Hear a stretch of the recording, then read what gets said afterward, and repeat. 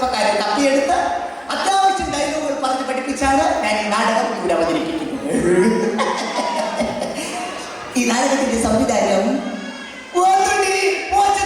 അതായത് ഈ ഞാൻ അടി നാടകം ആരംഭിക്കുന്നു. മുതലാളി രംഗത്ത് മുതലാളി നീ എന്നെ ചുമന്നെടുക്കും കല്ല് വിടാണ്.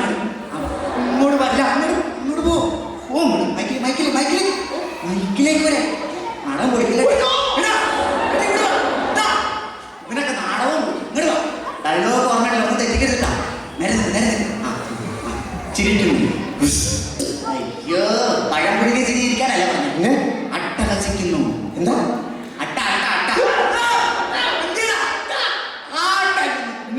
അട്ടഹസിക്കാൻ എങ്ങനെയത്?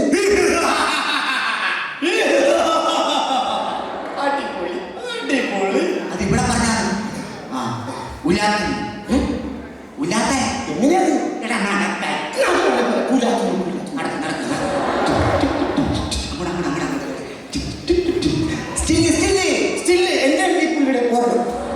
ഫോട്ടോ എടുക്കണ സ്റ്റിൽ അനങ്ങാതെ മകള് വരുന്നു. മകള് ഞാനാണ്, എല്ലാം നീയാണ്. മകള് പോടാ, അച്ഛനാണ്. പെണ്ണ് വരുന്ന പെണ്ണ് കല്ല് വിടാൻ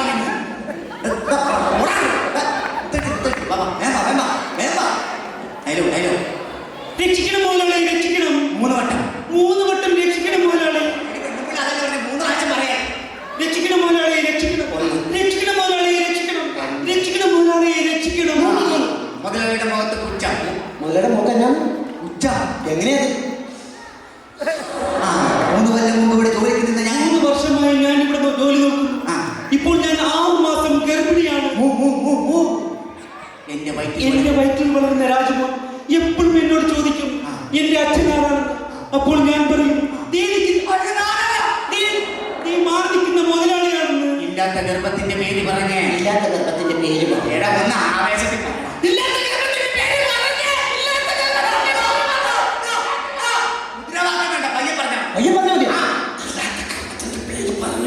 മാന്യന്മാരെ ആക്ഷേപിക്കാൻ നോക്കുന്നത്. അക്ഷരം മാറ്റാൻ പറ്റുമോ? അങ്ങനെ നിനക്കൊരു ഫാഷനല്ലേടി. നിലാവുള്ള രാത്രിയിൽ മാവൻ ചുവട്ടിൽ നിന്നെ നോക്കിയാൽ കാത്തിരുന്നപ്പോൾ കൊണ്ടും തലയിൽ മുല്ലപ്പൂവും വെച്ച് എന്നെ കാണാൻ ഓടി വന്ന അരികിലേക്ക് ഓടിയാണ് എന്റെ മന്ദസ്മിതയെ എന്നെ വാദിപ്പുണരുവാനായി എന്റെ കൈകൾ കൊതിക്കുകയാണ്. എല്ലാവരും നോക്കണ്ടോ? ചേച്ചി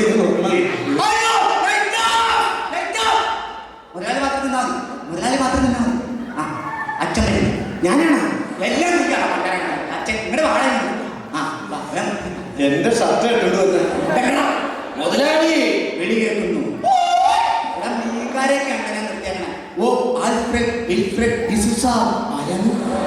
ആൽഫ്രഡ് ഡിസൂസ. ഇത് ഞാൻ പറയില്ലെന്ന് പറഞ്ഞത്. ഗോപി അല്ല,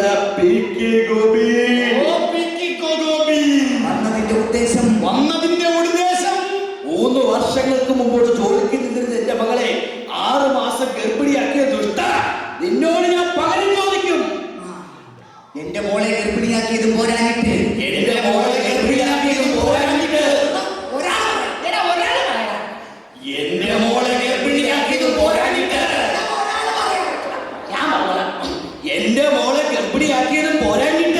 അട്ടഹസിക്കുന്നോടാ ദുഷ്ട. നിന്ന് അട്ടഹസിക്കുന്നോടാ ദുഷ്ട. നിന്ന് അപ്പുറത്ത് ഹസിക്കുന്നോടാ ദുഷ്ട. ചാടി വീഴുന്നു. ചാടുന്നു, വീഴുന്നു. ചാടുന്നു, വീഴുന്നു, കഴുത്തിൽ കുത്തി പിടിക്കുന്നു.